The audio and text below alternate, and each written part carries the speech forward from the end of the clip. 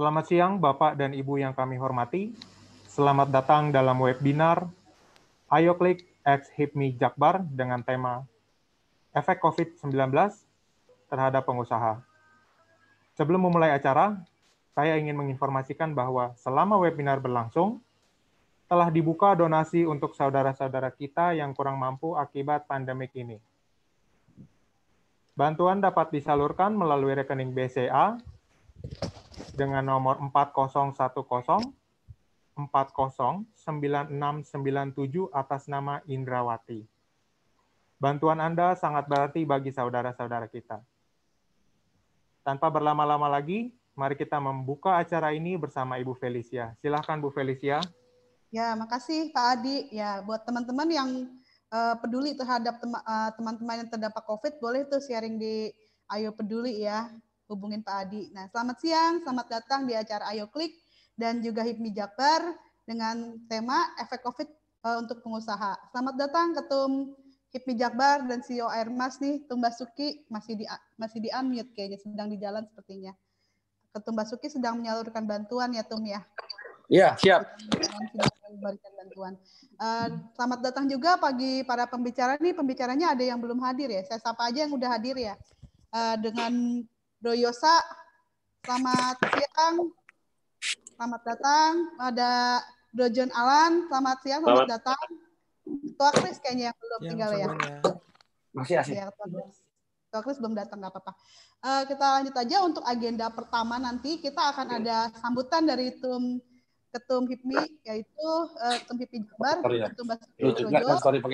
Kemudian ada akan sharing dari 4 pembicara, baru kemudian kita akan tanya jawab. Oke, kita mulai aja acara pertama kita, yaitu opening speech dari Ketum HIPMI Jakarta Barat. Silahkan Tum Cak Bas. Oke, Assalamualaikum warahmatullahi wabarakatuh. Om Swastiastu, salam sejahtera buat kita semua. Jadi terima kasih juga waktunya untuk moderator, juga semua pembicara untuk hari ini. Semoga webinar ini bisa lancar. Jadi tujuannya ini kita sharing-sharing. Bagi yang mendengarkan bisa sharing apa kendala-kendala sebagai pengusaha di saat COVID ini. Semoga dengan adanya webinar ini, kita bisa sebagai pengusaha bisa paham. Dan juga lainnya juga kita bisa membuka open donasi untuk teman-teman yang mau sharing sedikit apapun itu. Semoga lancar. Sekiranya itu dari pembukaan dari saya, semoga acaranya lancar. Terima kasih. Amin. Siap, Tum. Terima kasih sambutannya, Tum Cabas. Berikutnya acara kita nanti itu akan ada sharing dari 4 pembicara. Mudah-mudahan nanti Ketua Kris bisa lanjut ya, nggak apa-apa yang ada aja dulu. Pertama mungkin dari Ketum Cabas nih, sharing-sharingnya. Ketum Cabas ini punya Airmas Group. Dulunya cuma hanya beberapa orang, saat ini sudah sampai ribuan orang loh, karyawannya luar biasa, dan juga seorang filantropis setiap hari. Mungkin sekarang ada acara-acara nih di bagi-bagi sembako, APD dan lain-lain. Ya, Tum Cabas nih sedang sibuk kayak. Tum Cabas mungkin bisa sharing nih usahanya saat ini apa aja, dan juga apakah ada yang terdampak COVID, dan juga gimana sih strateginya supaya survive di saat saya online yang IG Live yang saya Zoom jadi pembicara aku. Ya. Saya jadi pembicara aku sih, jadi pembicara. Oke. Halo. Halo, ya, selamat. Ya, selamat sore jadi. Sore ya. Selamat siang semua pemirsa. Siang, jadi memang sampai hari ini otomatis semua bidang itu pasti berdampak ya. Jadi saat ini memang kita semua yang untuk kita kan kita bisnisnya di komputer ya, di jualan komputer, PC, laptop. Tapi memang rata-rata kita di pemerintah, juga sebagian juga ada B2C dan juga B2 dealer dan B2B. Untuk pemerintah jelas beberapa anggaran akan dipotong untuk dipindahkan ke COVID. Tapi untuk yang perlu kita ketahui sekarang, yang kita pelajarin selama COVID ini adalah bahwa bisnis ini sekarang mulai pindah ke online. Ya kan? Jadi semua bisnis saya yang jualan ke toko-toko, dealer-dealer itu sekarang kita pindahkan ke online untuk langsung melayani untuk user. Dan perkembangan saat ini di online ini terjadi peningkatan juga. Jadi saya juga belajar bahwa dengan adanya online ini bisnis kita juga lebih dikenal. Bisa dilihat itu Instagram saya semua itu kita udah mulai pindahin dari yang manual, bukan manual ya, dari jualan dari toko-toko sekarang mulai masuk ke online dengan IG. Jadi kalau di IG itu jelas kita kalau di online itu harus butuh follower. Ya semuanya kita garap secara online. Termasuk kita juga jualan di marketplace, itu ada di Lazada. Itu semuanya juga berjalan dan growing-nya cukup oke meskipun belum maksimal karena baru kurang lebih kan kita baru sebulanan lebih ya moderatornya. Jadi tapi untuk lainnya gimana? Nah, untuk lainnya tetap meskipun bisnisnya turun tapi kita tetap sampai hari ini lancar ya. Untuk penggajian kita juga masih full. Untuk untuk PHK belum ada dan semuanya work from home dan kita semua kerja online dengan menggunakan fasilitas Zoom, juga meetingnya Zoom, juga untuk THR kita sampai kita rencana juga full. Jadi ya puji Tuhan masih lancar meskipun terjadi pengurangan omset atau revenue. Jadi sekiranya kita sekarang harus fokusnya adalah di online. Jadi di online mungkin kalau kemarin semuanya kalau yang gimana kalau saya lagi susah ya bisa. Jadi caranya dengan bernegosiasi langsung dengan karyawannya. Jadi kadang-kadang di tempat partner saya itu ada pengurangan salary kurang lebih 30%. Itu mungkin dinegosiasikan lagi dengan karyawan. Mungkin karyawan bisa memahami, termasuk THR. Jadi baru hari ini saya ikut meeting dengan HIPMI BPP, mungkin nanti Ketua Felicia juga ikut, bahwa dari teman-teman HIPMI itu juga ada yang kemenaker, tenaga kerja. Jadi mungkin bisa dengan juga dinegosiasikan dengan karyawan, itu mungkin ada pembayaran THR nyicil, yaitu mungkin dibayar separuh atau nanti selanjutnya dicicil bagi pengusaha-pengusaha yang mungkin berat untuk membayar THR. Bisa juga mungkin dipindahkan THR-nya di bulan Desember. Jadi kira-kira intinya adalah harus ada komunikasi antara pengusaha dengan karyawan. Setidaknya kalau dengan komunikasi tersebut, mungkin karyawan juga bisa memahami kondisi yang ada di perusahaan. Jadi yang saya maksud adalah komunikasi itu yang paling penting dengan karyawannya. Saya yakin karyawan juga akan paham kondisi yang terjadi di perusahaan selama pandemik ini. Jadi harusnya mereka bisa memahami. Itu mungkin sekilas dari saya. Mungkin kalau nanti kalau ada pertanyaan, monggo. Ya, siap, Tum. Makasih sharingnya dari Ketum Cabas. Mungkin dari berikutnya itu dengan Bro John Alan ya. John Alan ada nggak nih? Mana? Ada sharing dari Bro John Alan. John Alan ini adalah pengusaha interior design ya, John Alan ya. Interior design dengan brand Bauhaus Living dan juga kebetulan punya F&B nasi uduk busum. Mungkin siapa nih di sini nih ya yang udah pernah makan nasi uduk busum ya, terkenal juga tuh di Mangga 2 ya. Dan juga ada hotel baru nih kayaknya nih. Apakah terdampak COVID nih untuk bisnisnya Bro John Alan dan gimana sih strategi-strateginya gitu supaya bisa survive sampai sekarang gitu untuk selama masa pandemi ini? Oke, terima kasih Ibu Moderator, Sis Felicia. Selamat siang Ketum Cabas dan teman-teman dan para sahabat dan teman-teman yang hadir di acara siang ini. Jadi saya John Alan, saya bergerak di interior design konsultan dan interior kontraktor, dan saya juga ada di industri F&B dengan brand nasi uduk Ibu Sum yang mungkin teman-teman juga sudah lumayan kenal, dan saya ada di industri hospitality yang baru saya bangun dan juga ada di industri developer. Nah, kalau di yang sehari-hari saya jalankan ini di konsultan desain sudah berlangsung sekitar 15 tahun. Nah, jadi dampak COVID ini kelihatannya kita terkena cuma mungkin hanya sedikit, jadi relatif stabil. Nah, teman-teman, mungkin saya coba deskripsikan dahulu tentang dampak COVID terhadap pengusaha. Kita lihat di sini ada 4 dampak, kita coba kategorikan. Sebenarnya kalau yang pertama itu yang benar-benar sangat terdampak. Mungkin dengan adanya COVID ini, usahanya sama sekali stop beroperasi. Jadi sama sekali tidak ada revenue atau omset. Nah, yang itu kita biasa sebut mereka sangat terpuruk ya. Nah, yang kedua, kita tetap terkena dampak, namun tidak stop beroperasi, namun masih bisa beroperasi. Cuma mungkin dampaknya terhadap OPEX-nya, sehingga terhadap biaya-biaya pengeluaran mungkin hanya pas-pasan, namun tidak rugi. Ya, itu kita sebut tergelincir. Nah, yang ketiga itu pengusaha yang relatif stabil, artinya terkena dampak, cuma mungkin hanya kecil, mungkin hanya proyek-proyek yang tertunda sedikit, hanya tertunda 1 bulan, atau omset hanya turun 10%, ya boleh dikatakan itu relatif stabil dalam industri usaha.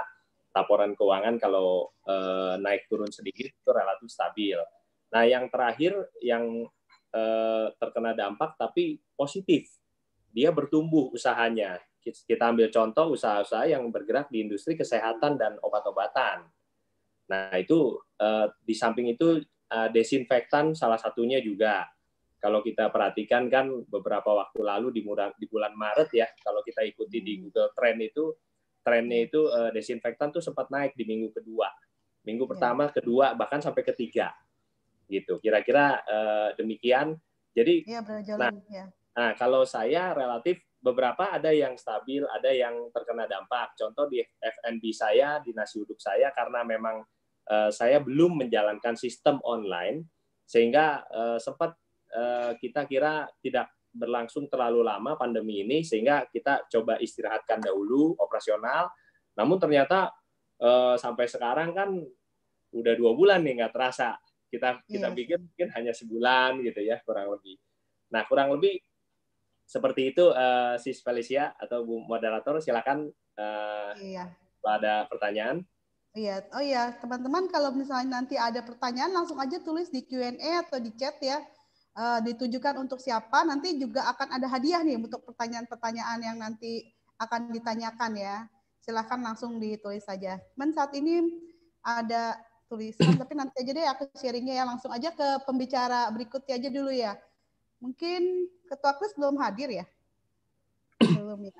Dengan Bro Yosa aja dulu ya, Bro Yosa. Bisa di-sharing nih bisnisnya sekarang yang sedang dijalanin apa aja. Tahu aku sih ada pengaspalan, terus ada bawang goreng soy, terus juga ada marketplace untuk konsultan dan training ya. Itu apakah ada yang terdampak gitu, Bro Yosa? Dan gimana tuh strateginya supaya bisa survive saat ini gitu, Bro Yosa?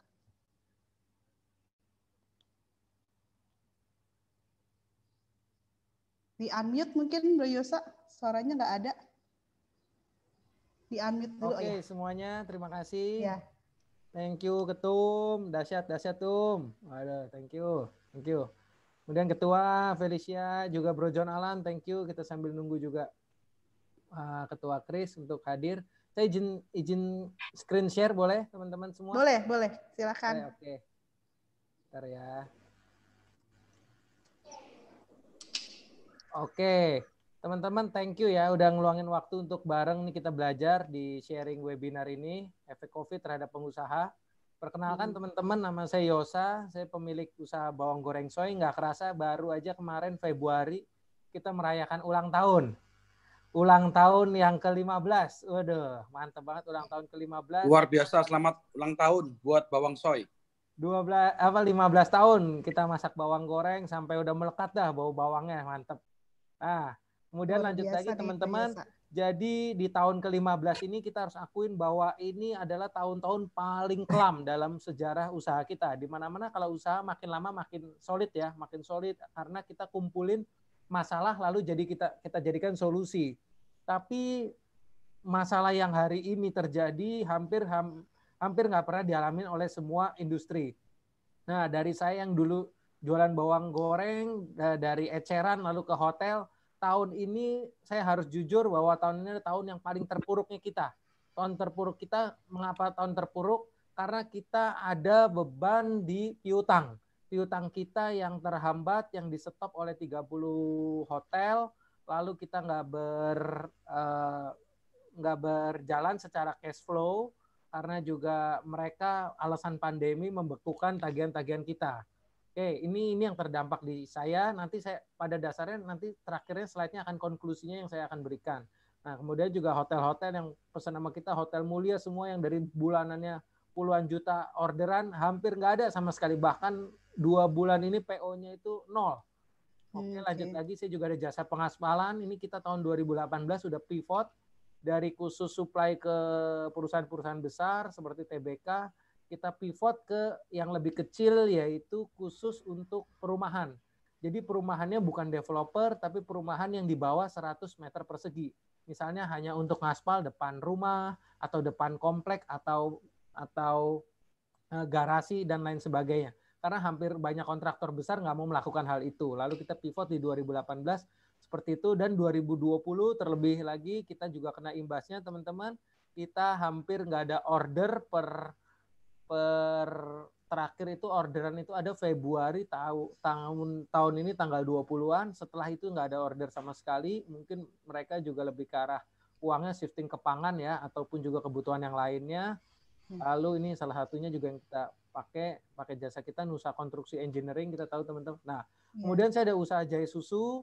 Ini Jaya Susu ini usaha ketiga saya yang kena imbasnya. Jadi karena kejadian ini kita rugi sekitar puluhan juta mitra-mitra kita nih yang udah dapat duit dari kegiatan Jaya Susu kelilingnya yang kita titipkan, uangnya mereka pakai dan tidak bisa dikembalikan. Ini kita juga maklum karena mereka basically nggak online ya, basically seperti yang tadi Bro John Alan katakan bahwa kita nih kagetnya nih, kan pandemi ini datang secara cepat. Kita nggak nyangka bahwa kegiatan secara offline seperti ini langsung kena imbasnya. Nah, yang terjadi, Jaya Susu saya ini ada salah satu cabang, teman-teman, yang kalau saya mau boleh sharing. Jadi ada satu yang kita datengin, kita mau tanya bagaimana keadaan penjualannya, kok nggak pernah tunjukin gerobaknya. Saya bingung, apa sih gerobaknya ini, apa, kok mana hasilnya penjualannya, tapi kok kamu mau minta barang lagi. Ternyata gerobaknya pun dijual. Saya juga cukup kaget, gerobaknya pun sampai rodanya dijualin, sampai gelas-gelasnya juga dijualin, ada juga nggak punya besinya uang gitu juga ya, yang dijual. Jadi diloakin buat kebutuhan harian mereka. Itu saya rugi sekitar berapa puluh juta. Kemudian saya ada 18 cabang, dan kebetulan teman-teman ini khusus untuk ibu janda, pemuda kanggur, dan tukang ojek. Nah, 18 cabang yang nggak ada satupun yang sempurna, teman-teman. Pembayarannya semua gagal. Apa maksudnya gagal, teman-teman? Pembayaran maksudnya gagal adalah pembayaran yang tidak diberikan kepada kita padahal barangnya udah laku. Ini gawat sekali, teman-teman. Nah, kemudian teman-teman, ini juga usaha saya yang terakhir, konsultanindonesia.com. Ini saya cukup sangat bangga di tahun 2019 perusahaan kita ini sebagai marketplace. Jadi kita bukan as a consultant-nya, tapi kita sebagai marketplace-nya. Nah, ada orang yang mencari konsultan, lalu ada juga yang menyediakan konsultan. Jadi tugasnya kita cuma di tengah untuk mencatat apa saja yang didapat dari kegiatan-kegiatan yang setelah konsultasi itu. Misalnya, setelah DP akan dikerjakan apa? Lalu setelah pengerjaan itu 50% akan ada pembayaran setelah apa? Nah, itu melalui payung kita. Tahun 2019 itu kita cukup bersinar dengan 72 proyek. Tahun ini sampai bulan 4 kemarin itu sampai 4 selesai ya, maksudnya karena Mei ini kan masih jalan.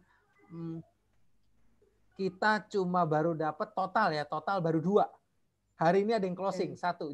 Jadi total dapat 2. Kemarin itu masih 1 loh, teman-teman. Dari webinar ini ada 1 lagi yang baru tadi pagi kita teleponan itu closing.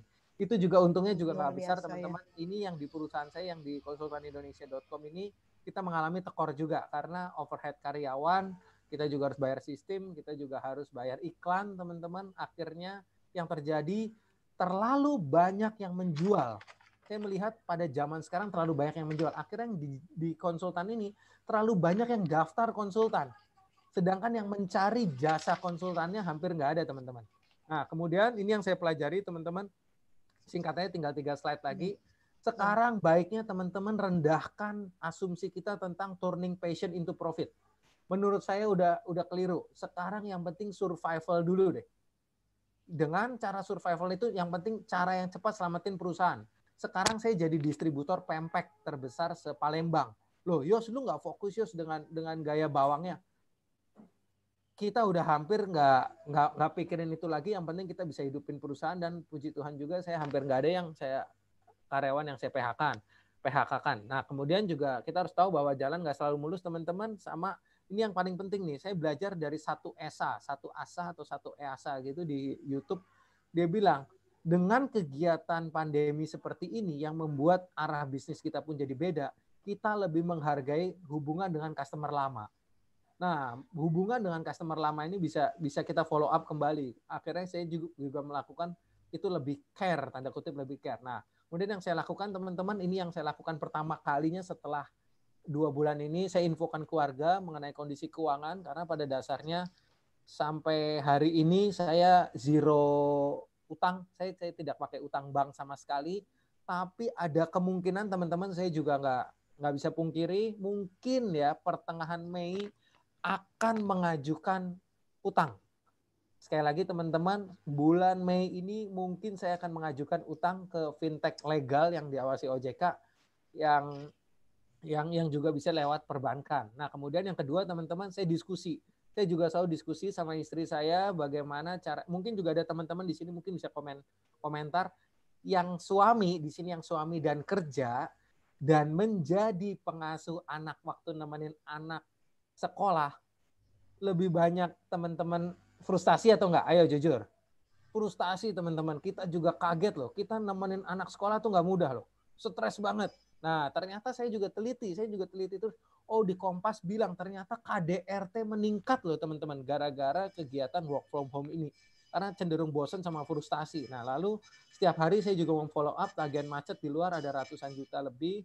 Lalu saya juga membaca informasi dari pemerintah. Ini teman-teman bisa foto ya, bisa foto nih. Dari pemerintahan saya ketemu nih akun-akun seperti ini nih. Penting nih teman-teman, yuk difoto yuk. Yuk difoto. Akun-akun ini sangat bagus teman-teman, yang bisa jadi membantu Anda menjadikan naik kelas dan mendapatkan fasilitas pemerintah. Udah ya, saya asumsi udah ya. Oke, difoto. Ya, 21. Oke. Nah, ini salah satunya teman-teman. Ini juga saya ikutin, saya juga akhirnya mengganti kemasan. Jadi walaupun industri hotelnya saya turun, tapi saya masih dapat PO sekian ratus juta dari retail saya, karena bawang goreng saya masuk di swalayan juga 185 cabang swalayan. Tapi ada permasalahan baru, teman-teman. Loh, Pak Yosa kenapa daftar barcode gratis padahal Pak Yosa kan produknya udah ada. Nah, ternyata perjalanan produk bawang goreng ini nggak mudah, teman-teman. Kenapa? Karena kita kan dari masak sampai pengemasan. Nah, gawatnya pengemasan itu sekarang semua pabrik toples snack berubah fungsinya menjadi pabrik hand sanitizer untuk kemasan hand sanitizer. Revisi. Untuk kemasan hand sanitizer. Otomatis produk-produk snack akan mengalami kesulitan dalam packaging. Nah, waktu kita mau supply ke swalayan, packagingnya berubah, barcode-nya harus berubah, teman-teman, karena dia ada kode-kode swalayan yang mewajibkan untuk perubahan barcode. Nah, ini lagi teman-teman, ini juga yang bagus nih teman-teman. Ternyata ya mungkin dipercepat Bro Yosa biar kita bisa lebih banyak tanya jawabnya ya. Oke, ya. Ini tinggal satu lagi. Oke, ini kita ada one-on-one export consultation juga gratis, teman-teman. Ini didukung oleh pemerintah juga gara-gara kejadian pandemi seperti ini, teman-teman bisa foto.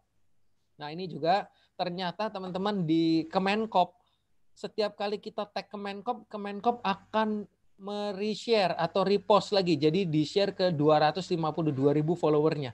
Lumayan nih, promo kuliner ini semua tag-tagan dari orang lain. Nah, ini lumayan teman-teman. Itu sih saran dari aku dan juga yang strategi yang aku lakukan yang buat mengatasi pandemi seperti ini. Terima kasih teman-teman semua. Ya, makasih Bro Yosa. Buat teman-teman yang tadi udah ada beberapa pertanyaan juga nih dari teman-teman, langsung kita tanyakan aja ya. Oh, ini bisa sorry ditanyakan Ketua semua. Kayaknya itu udah datang tuh. Ketua Kris sudah ya? Kita. Iya, betul. Oh iya, sorry di Ketua Kris, sorry nggak kelewatan. Kris, mana nih Kris? Oh iya, selamat datang Ketua Kris. Mungkin bisa di-unmute, bisa sharingnya nih, gimana nih dampak COVID terhadap suaranya udah dengar ya? Sudah. Mungkin bisa dibantu sharing nih ke Ketua Kris, bisnisnya itu ada kaca mobil sama karpet, dan mungkin juga ada F&B ya, ayam bebek angsa. Mungkin bisa diceritakan sedikit tentang bisnisnya, kemudian gimana, apakah ada terdampak COVID saat ini ya? Terus gimana strateginya untuk bisa survive? Jadi kalau di kita ada ya, halo. Ya, kata Chris. Jelas, suaranya jelas ya? Jelas. Ya, suara. Oke. Jadi kalau di kita ada di bidang otomotif. Di otomotif itu kita ada beberapa produk divisi. Kita ada di kaca film untuk mobil dan bangunan. Kita importir distributor untuk beberapa brand kaca film. Kita ada pegang 6-7 brand produk kaca film. Lalu kita juga ada karpet mobil, produk karpet mobil, custom fit, itu kita importir dan distributor juga, kita distribusi ke seluruh Indonesia. Lalu kita juga ada main bengkel salon mobil ya, auto detailing, coating, itu kita sebagai franchisor. Jadi kita juga buka kemitraan buat teman-teman yang hobi di otomotif, yang ingin bisnis salon mobil, auto detailing, coating, itu bisa di kita. Kita ada brand Top Coat, XTO. Kalau di karpetnya brand kita First Class. Kalau di kaca film kita ada 6-7 brand, ada Masterpiece, O2, Blacklist, Signature, ada 3M juga, kita ada First Class sama Johnson di Amerika. Jadi itu yang di divisi otomotif. Lalu kita juga ada divisi F&B. Kita ada beberapa brand di F&B, ada ayam bebek angsa, masak di Kuali, kita ada brand NU juga, dan ada beberapa brand lagi. Itu kita juga membuka peluang kemitraan, jadi kita juga franchising ini brand F&B kita. Lalu kita juga ada di bidang pariwisata, jadi kita pariwisata ini kita pijat and spa home service ya, pijat and spa online. Jadi kita melayani untuk ke rumah-rumah konsumen, jadi pemesanannya secara online semua, baik pijat dewasa, tradisional, juga ada spa-nya, jadi bisa spa di rumah, lalu juga pijat untuk anak dan balita. Itu.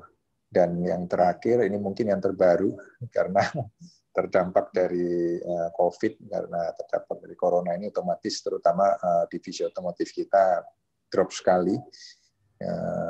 Untuk divisi yang pijat and spa kita tutup total, 100% kita tutup sementara. Kalau F&B kita masih juga ada jalan, cuma juga enggak, penjualannya juga banyak drop karena kan yang dine-in sudah nggak bisa ya. Jadi banyak cabang-cabang kami, mayoritas cabang-cabang kami tutup karena hanya mengandalkan dari take away online. Ya, sedangkan kalau dari online juga nggak bisa terlalu banyak kalau nggak didukung dengan dine-in-nya juga, jadi beberapa tutup. Karena itu di masa pandemi COVID ini kita masuk juga di bidang alkes, ya, alat kesehatan. Itu kita produksi APD, jadi kita produksi baju-baju APD, coverall, kita juga produksi face shield, face cover, lalu kita juga ada masker, produksi masker yang non-medik ya. Masker non-medik, lalu kita juga ada produksi hand sanitizer, lalu ada disinfektan dan beberapa produk-produk lain sih untuk di alkes, yang mana produk-produk itu juga untuk membantu supaya wabah corona ini di Indonesia cepat selesai ya, cepat berakhir. Itu. Ya, terus. Oke, sekarang kita mulai aja untuk sesi tanya jawab. Di sini kebetulan udah ada beberapa nih pertanyaan ya. Oh, udah banyak juga nih ya. Ini mungkin yang pertama dulu nih. Mungkin untuk semua pembicara aja ya. Mental apa sih yang dibutuhkan untuk menjadi seorang pengusaha, terutama pas lagi zaman COVID ini ya? Gitu. Mungkin dari Ketum Cak Bas, apa sih mentalnya? Biasanya udah punya buku, soalnya buku apa sih yang muda yang kaya nih, bisa selalu sharing-sharing sama. Oh ya, jangan lupa nanti hari ini ya, mungkin 3 orang pertanyaan awal saya akan bagikan buku saya yang muda yang kaya, tolong nanti dicatat moderator. Siap. Seperti biasa, mau IG live, mau Zoom, saya bagikan. Sorry, kali ini 5 aja, 5 buku yang muda yang kaya. Ya, makasih. Ini tapi ada yang pertanyaan. pasti saya nggak muda lagi. Masih muda lah tuh. Pertanyaan apa gimana nih? Pertanyaannya mental apa yang dibutuhkan untuk menjadi seorang pengusaha? Mungkin udah ada di bukunya ya, cuman mungkin bisa di-sharing lagi nih, Cak Bas. Ya, kalau pengusaha kan selalu saya bilang, kalau ingin jadi pengusaha memang sebelumnya digali dulu hatinya, memang minat jadi pengusaha enggak? Karena kalau orang terkadang itu selalu melihat bahwa rumput tetangga itu lebih hijau. Itu yang selalu saya ulang-ulang, bahwa kalau memang punya mental pengusaha, jalankan. Kalau gagal, ulangin terus sampai sukses. Ya kan, jadi mental pengusaha itu adalah mental yang memang tekun. Kalau kegagalan itu adalah bukan suatu kekalahan, tapi proses mencapai kesuksesan. Oke, tuh. Jadi kalau pengusaha juga sama. Nah, kita sebagai pengusaha juga harus tahu kapannya cuan, kapan saatnya berbagi. Itu aja. Ini selalu yang ditekankan sama Cak Bas, kapan saatnya berbagi. Ya, karena teman-teman di sini kemarin Ketua Felicia juga berbagi, Ketua Christopher juga kemarin berbagi, Ketua John Alan juga Yosa. Jadi berbagi itu tidak hanya berbagi uang ya, teman-teman ini ya. Jadi berbagi itu bisa dalam bentuk berbagi ilmu, berbagi uang juga ada, atau berbagi cinta. Nah, itu aja. Jadi berbagi itu tidak hanya dalam bentuk uang, tapi semuanya bisa. Waktu dengan misalnya turut serta dalam pembagian sembako itu juga berarti ikut berbagi waktu. Nah, itu salah satu bentuk berbagi. Jadi berbagi tidak hanya dalam bentuk uang. Terima kasih. Terima kasih ya. Untuk mempercepat waktu udah dijawab, kayaknya nggak perlu dijawab yang lain. Ini untuk Pak Yosa nih, udah ada spesifik namanya. Boleh bagi tips nggak untuk jaga hubungan dengan vendor-vendor lama ya? Bro Yosa, mungkin bisa di-sharing nih. Bagi tipsnya dong, jaga hubungan dengan vendor-vendor gitu. Oke, thank you pertanyaannya Bu Tika Alfian. Boleh Pak Yosa bagaimana tips untuk menjaga dengan vendor? Oke, untuk dengan vendor. Nah, untuk Indonesia ini, di Indonesia teman-teman, kita harusnya sangat bersyukur loh. Indonesia tuh negara paling banyak liburan agama-agamanya. Jadi ada meme atau kayak ledekan lah. Bersyukurlah banyak agama di Indonesia. Berarti kita banyak sekali liburan. Mereka juga agama lain memberikan liburan buat kita. Nah, jadinya kalau intinya untuk menjaga vendor itu cuma satu yang dilakukan adalah FU. FU ini apa Tika? FU itu adalah follow up. Nggak ada hal yang bisa membantu jaga vendor selain follow up. Satu-satunya itu follow up. Entah follow up lewat telepon, follow up juga lewat surat, ataupun juga lewat kunjungan. Tapi saran saya, Mbak Tika, kalau yang paling kuat itu memang kunjungan. Kunjungan itu paling kuat. Jadi bawang goreng saya waktu zaman dulu itu saya masih keliling di pasar-pasar tradisional tuh dipajangin di outlet-outletnya. Mereka itu unik loh. Jadi ada beberapa hal yang memang mereka nggak pesen lagi karena nggak ada kunjungan. Kita harus akuin loh teman-teman. Kunjungan itu penting banget. Jadi Bu Moderator kalau jawab untuk menjaga vendor, saran aku untuk mengucapkan di hari-hari kebesaran agama, kebesaran hari yang disepakati bersama, misalnya hari buruh. Hari buruh kan bukan hari keagamaan, tapi hari yang disepakati bersama seluruh dunia. Lalu RA Kartini misalnya, atau hari kemerdekaan. Nah, sembari kita follow up ke mereka. Kalau bisa supaya follow up lebih bagus, kita japri dengan nama. Ini yang saya belajarin juga sama Mr. James Gui, di mana dia mengatakan bahwa menjaga vendor itu salah satunya juga harus melakukan follow up. Follow up-nya kalau James Gui yang katakan follow up-nya kunjungan. Tapi menurut saya kalau kita sebagai pengusaha yang mungkin era sekarang kunjungan rada susah ya, kita harus akuin ya, sekarang kunjungan udah rada susah. Mau nggak mau kita lewat telepon. Itu di bawahnya kunjungan tuh telepon. Ya, siap. Itu udah paling baik sih. Dan juga mungkin kasih bingkis. Sudah jelas ya, udah ya. Itu aja sih. Ya. Makasih nih. Yap, silakan kembali ke moderator. Kita ada pertanyaan lain nih. Siapa yang jawab nih ya? Untuk semua narasumber, tapi kayaknya mungkin beberapa aja ya, biar bisa ada pertanyaan lain dijawab juga. Jika seandainya finansial usaha Bapak hanya bertahan sampai beberapa bulan ke depan, mana yang akan dipilih, berhutang atau melakukan PHK? Mungkin dijawab sama siapa ya? Ketua Kris mungkin bisa jawab gimana, Ketua Kris?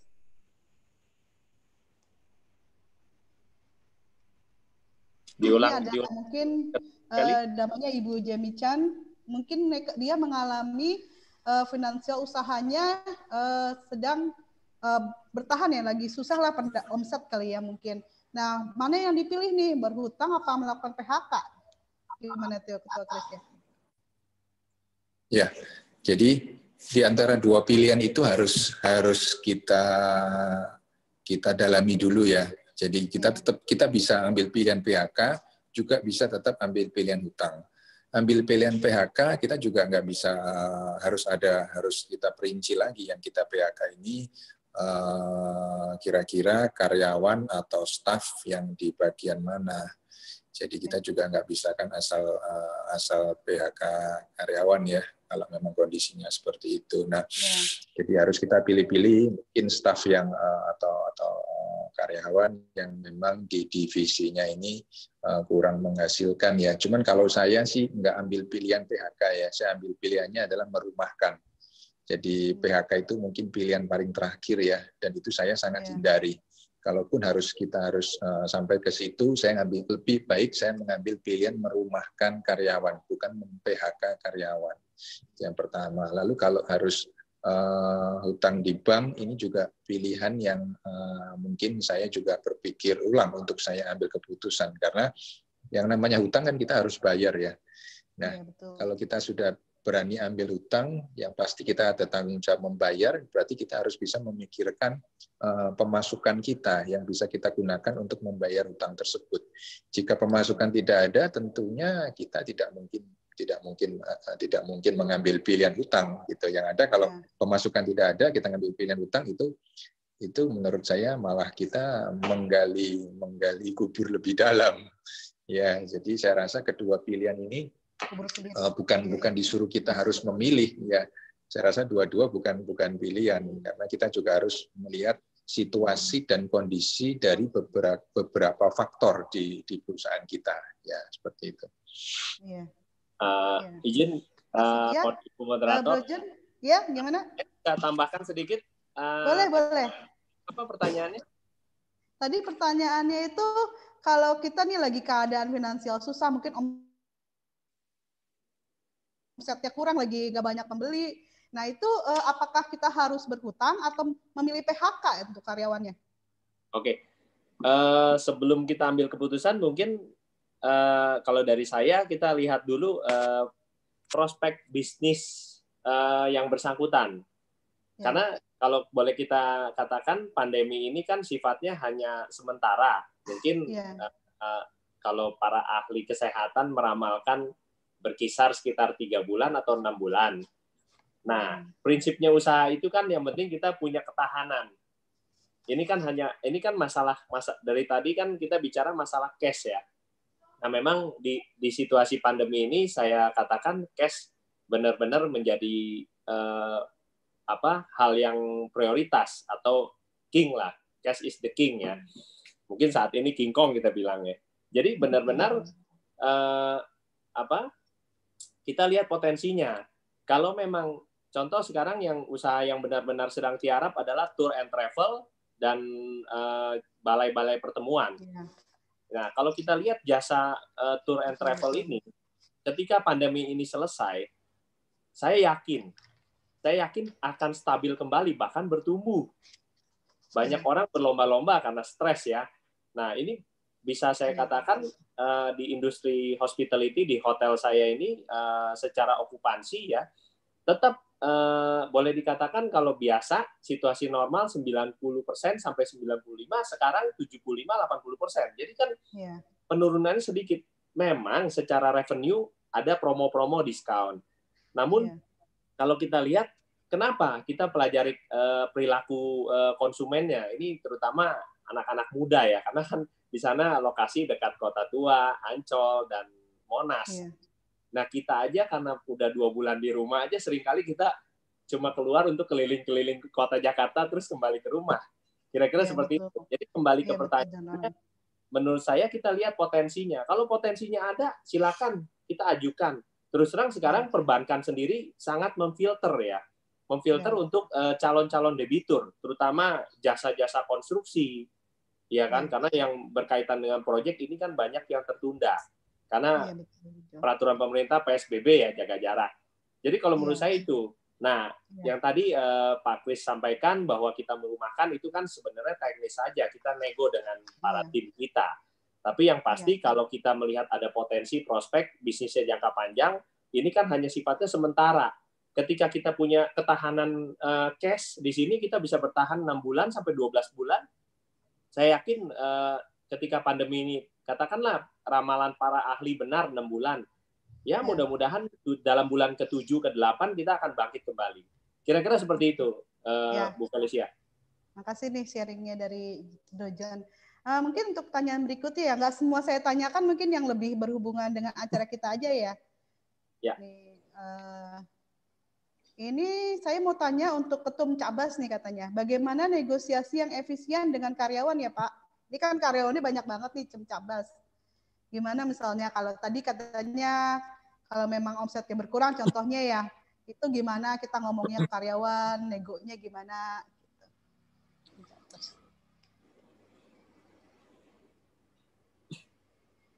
Ya mungkin. Oke, jadi karena yang paling gampang kita harusnya kita Zoom. Kalau perlu kita bisa koordinasi dengan kalau punya HRD, itu biasa saya akan ceritakan semua ke GM HRD saya. Tapi kalau andaikan masih karyawan dikit ya bisa touch secara personal. Ya kan? Kita kan kalau saya selalu terbuka. Semua karyawan tahu kok omset saya berapa ya toh. Pendapatan saya misalnya berapa kan kita selalu informasikan, oh masih berkembang, oh masih, ini kan setiap minggu kita ada meeting manajerial, ya kan? Nah, dengan meeting manajerial itu kita biasa sharing, ya kalau memang andai kan perusahaannya memang nggak bisa survive, dalam arti bukan nggak bisa survive, mas berat, ya kita bisa touch karyawan itu secara personal, ya toh baik kita diskusi dengan manajernya masing-masing, jadi manajernya itu bisa ke bawah, jadi mereka akan jelasin, seharusnya dengan kondisi perusahaan saat ini dengan pandemik ini, karyawan udah pasti mau dan memahami. Ya sekarang kalau andaikan mereka di PHK ataupun dirumahkan tidak mendapatkan salary, ya kan? Itu kan sangat runyam, ya kan? Harusnya dia mendingan tak kurangin. Maka di tempat saya itu saya berdayakan karyawan-karyawan saya itu untuk ke online. Ya toh. Jadi mereka di tempat saya itu tiap hari harus meeting online. Jadi kalau andaikan karyawan saya itu tidak meeting online per divisi, itu saya anggap alpha. Itu yang pertama. Jadi mau nggak mau, kan kita kan poinnya adalah work from home ya, bukan liburan. Jadi kita harus karyawan yang work from home itu harus ngikutin aturan yang dibuat perusahaan supaya mereka jadinya work from home, bukan liburan. Jadi kalau mereka yang meeting online itu sudah saya bikin jadwal, divisi A, B, C tanggal segini, tiap hari jam segini. Kalau mereka tidak meeting online, berarti saya anggap alpha. Nah, kalau 3 kali alpha, jelas. Even nggak pandemi COVID pun berarti melanggar. Kalau melanggar, yang tadi Pak Kris, Ketua Kris sampaikan, bisa saya rumahkan. Jadi dirumahkan itu bukan di PHK ya. Jadi itu sama persis seperti karyawan saya kalau pulang kampung. Jadi itu namanya unpaid leave. Ya, jadi kita tidak bayar unpaid leave. Jadi kita nggak bayar gajinya, tidak bayar uang hadirnya. Itu termasuk untuk mudik itu di kantor saya juga saya himbau. Saya tidak memaksakan, kalau mau pulang kampung boleh nggak? Monggo. Tapi jelas. Ya kan? Berarti mereka akan unpaid leave dan saya terima balik setelah 14 karantina dan ada bukti mereka tidak COVID. Jadi intinya pendekatan personal dari manajernya dan harusnya karyawan memahami kalau memang perusahaannya berat. Saya rasa dengan komunikasi personal itu mereka akan memahami. Jadi itu yang menurut dari pengalaman yang saya lakukan. Kedua juga sama, kalau saya absen, itu sekarang absennya online. Dalam arti mereka harus bantu saya di tadi yang saya bilang sebelumnya, bahwa kita mainnya online kan. Kalau online berarti kan saya butuh follower, saya butuh traffic. Jadi saya berdayakan di sana. Kalau mereka melanggar gimana? Ya jelas, sama persis. Kalau mereka absennya telat, berarti saya anggap mereka alpha. 3 kali alpha berarti dia bukan work from home, tetapi liburan. Jadi otomatis akan ada sanksi yang saya kenakan. Ya, seperti itu saya rubahnya sekarang ke online. Jadi minimal mereka work from home itu kan gampang. Zoom paling sehari cuma 30 menit. Ya kan, komen sehari paling cuma 5 menit. Berarti dia sehari cuma kerja 1 jam. Dibayarnya 8 jam, harusnya terima kasih. Iya, betul. Itu yang saya lakukan di perusahaan saya. Iya, betul. Ya. Mungkin kalau dari ketua-ketua lainnya ada tambahan, monggo. Ini ada berikutnya pertanyaan untuk Pak Christopher. Apakah dalam 1 tahun ke depan Bapak akan tetap menjalankan bisnis otomotif? Mungkin prospek bisnis otomotif gimana tuh, Ketua Chris? Oke. Kalau bisnis-bisnis yang ada sekarang pasti tetap akan kita jalankan ya, terutama otomotif. Otomotif ini kan bisnis core bisnis kita ya, bisnis awal kita. Jadi apa yang sudah menjadi bisnis kita yang selama sebelum pandemi ini yang sudah kita jalankan itu nggak akan kita tutup kita, karena bisnis-bisnis itu hanya mati atau bukan mati ya, hanya sedikit terhambat, maksudnya hanya mengalami penurunan dari omset dan lain sebagainya kan hanya pada saat masa pandemi saja. Nah setelah masa pandemi ya itu pasti bisnis-bisnis itu akan kembali berjalan normal. Bahkan kemungkinan justru yang bisnis Alkes saya ini yang kemungkinan belum tentu akan saya teruskan lagi, karena memang ini bisnis Alkes ini kan memang kita hanya untuk mengisi selama masa pandemi, karena kos perusahaan kita harus tetap berjalan, semua operation tetap harus berjalan, karyawan juga harus tetap kita gaji, terus belum kos-kos kita yang lain. Nah, sedangkan untuk di bisnis-bisnis kita yang lain kita sudah nggak bisa, ibaratnya kita nggak bisa mendapatkan yang sesuai dari yang bisnis otomotif dan F&B, karena itu kita terpaksa nanti industri yang Alkes ini. Jadi kemungkinan ke depan justru yang Alkes masa pandemi, yang Alkes kemungkinan yang akan kita kemungkinan nggak akan teruskan. Kalaupun kita teruskan, mungkin hanya kita teruskan di beberapa item saja. Itu seperti itu. Iya. Makasih nih jawabannya Ketua Chris. Ini ada pertanyaan untuk Pak John.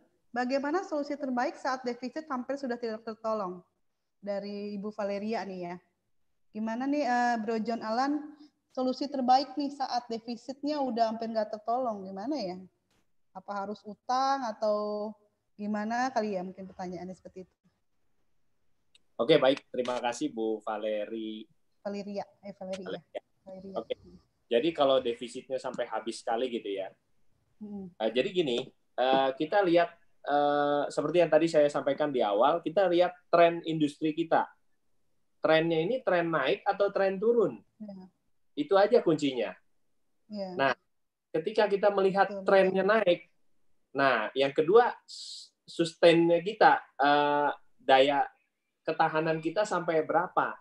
Kalaupun kita mau mengajukan pinjaman itu kan bisa perbankan, bisa seperti yang tadi Bro Yosa katakan, fintech, dan terakhir mungkin pinjaman pihak ketiga itu kan berjenjang secara interest-nya, bunganya ya. Ya kalau mau murah ya bank, tapi memang secara administrasi harus memenuhi syarat ya, 5C ya, collateral, capacity, terus karakter, terus ada 2C lagi saya masih lupa. Jadi di situ bunganya rendah. Nah, itu akan mempengaruhi cash flow nanti. Secara pengembaliannya kan kita juga lebih terjangkau. Nah, banyak jangan gitu loh. Kalau kita melihat tren kita memang naik, ya kita harus optimis karena memang mental pengusaha ini dibilang mental gila ya mental gila sih. Ya kan, di saat orang-orang nggak berani ngambil sikap, kita take action. Tapi orang lain kan melihat ya loh, kok berani ya? Ya itulah, kadang-kadang orang hanya melihat kulitnya saja. Padahal di lapisan paling bawah itu kan sebenarnya banyak problem. Mulai dari cash flow, tim, sales kita, operasional, maupun secara sistem. Nah, 5 hal ini kan sebenarnya kita harus fokus. Jadi kalau kembali ke pertanyaan tadi, kita lihat trennya. Kalau trennya naik, industri kita, contoh, kalau kita bergerak di jasa kurir sekarang, karena peraturan pemerintah PSBB ini cenderung perpanjang kan otomatis kan orang jaga jarak. Itu industri antar barang itu bertumbuh loh. Contoh Gosen atau JNE ya kan? Bahkan lumayan cukup baik. Nah, ketika kita yakin, ya sudah kita bisa ambil langkah. Memang tadi kalau saya mau detailkan kan, kalau kita mengajukan pinjaman itu kan nggak sesimpel kita mengucapkan kata-kata atau membalikan telapak tangan. Bank tentu akan menganalisa dari perputaran omset kita 1 sampai 6 bulan mundur. Nah, di situ kan dilihat perputaran rekening kitanya, mutasinya bagus nggak, kemudian omsetnya, terus rekeningnya muter nggak. Selain itu, kalau memang muter pun, kita punya pinjaman-pinjaman apa setelah itu. Karena kan mereka mencadangkan kemampuan bayar kita paling tidak 30% dari omset kita. Gitu loh. Kalau misalkan katakan profit kita misalkan 100 juta, terus kita sudah punya installment sekitar 40 juta, terus kita mau pinjam lagi udah nggak bisa. Bank udah pasti nggak kasih bisa. Itu kita harus cari opsi mungkin multi finance atau pihak-pihak ketiga lah. Kira-kira seperti itu. Ya, makasih Bro Joni. Mungkin ada pertanyaan tadi untuk Bro Yosa ya. Tunggu, aku lihat dulu. Kak Yosa, Eko Yosa, sekarang kan lagi musim frozen food nih. Untuk mau memperluas penjualan, apakah harus mulai invest mesin nih? Atau tunda dulu sampai ada permintaan yang banyak? Mungkin Bro Yosa mana ya, Bro Yosa? Oke, thank you moderator. Ya, jadi mau mulai usaha baru nih sesuai dengan tren sekarang. Tapi mau nunggu apa sekarang aja gitu invest? Yang nomor berapa ya moderator? Sorry. Oh iya, oke. Terima kasih. Ini anonymous attendee. Iya, udah ketemu. Ya, dia mau mencoba frozen food. Kalau aku lihat sih sebetulnya kalau sekarang main frozen food dibilang terlambat juga enggak, dibilang juga kemajuannya masih bagus atau enggak juga masih plus minus. Tapi teman-teman harus tahu nih, sekarang ini kan frozen food nih udah jadi common atau biasa. Nah, kalau bisa teman-teman, ini lahir seperti eranya Gojek, Traveloka atau Trivago dan lain sebagainya. Maksudnya apa? Kalian jadi marketplace frozen food. Itu menurut aku masih jauh lebih hidup dibandingin teman-teman harus bikin dulu produksi frozen food. Ingat loh, sekali lagi loh, produksi itu berarti mengeluarkan uang dari kantong kita dulu. Waktu kita mengeluarkan uang dari kantong kita, sedangkan era pandemi ini juga banyak sekali yang berspekulasi akan selesai Juni, akan selesai Agustus, September. Menurut saya itu bisa benar, bisa enggak. Tapi yang pasti kalau teman-teman ngerem pengeluaran, itu lebih tepat menurut saya. Jadi saran saya kumpulkan para pabrik frozen food, minta harga reseller kepada dia, dan tawarkan konsep ini. Jadi Anda jadi cuma stok. Jadi peralatan Anda yang buat produksi ditukar menjadi pendingin atau kulkas. Nah, menurut saya ini jauh lebih bagus. Jadi teman-teman jualan model seperti Oriflame ataupun juga yang produk katalog. Nangkap teman-teman? Ini jauh lebih baik. Saya yakin teman-teman juga pasti pada setuju deh. Saya juga kaget. Invest bikin frozen food. Waduh, menurut saya sih jadi reseller frozen food masih jauh lebih masuk akal ya untuk sekarang ini. Karena waktu teman-teman sekarang bikin frozen food itu, kalian harus tahu loh, frozen food itu harus ada BPOM loh. Ya itu tadi barusan aku lihat beritanya sih. Bahwa harus frozen food ada harus bikin BPOM. Saya takutnya gini, frozen foodnya kalian laku. Nanti tiba-tiba udah laku besar, tiba-tiba BPOM nih melakukan sidak. Teman-teman apa nggak jauh lebih safety? Sekarang pengusaha udahlah, oke kalau mau melebarkan sayap oke, tapi minimal satu, kolaborasi bantu orang lain aja dulu deh. Bantu orang lain misalnya apa? Kita lihat teman-teman kita yang produksi. Kalau nggak salah di HIPMI itu ada satu yang produksi yang hebat namanya Ariguna Napit. Kemarin baru aja ulang tahun ketua Ariguna ulang tahun kemarin yang punya Ardena Food ya, Bu moderator, Ketua Felicia. Aku pernah cobain juga sih. Nah, kenapa kita nggak kerja sama dia minta harga distributor, tapi pengambilannya satu pun dibantu? Saya yakin pasti dia senang. Hah? Kok bisa satu doang dapat harga distributor? Karena konsep gue begini bro, ini gue bakalan sebarin ke semua orang nih. Nah, oh iya juga ya, gue dapat kegiatan marketing, gue juga dapat branding sama seluruh followernya, lu juga kasih tahu ada produk dari gue happy banget juga nih. Nah, kan kayak gitu lebih enak. Nangkep nggak tadi teman-teman? Jadi saran saya sih sekarang yang paling penting tadi juga Bro John Allen katakan strategi keuangan dulu deh. Strategi keuangan tuh apa? Mengecilkan segala sesuatu yang keluar dari kantong dulu. Nah, kalau teman-teman jualan katalog modalnya apa sih? Gambarnya kan juga ada gambar orang lain. Fotonya juga udah dikasih orang lain. Coba tanya Ketum Basuki waktu bikin Ayo Snack.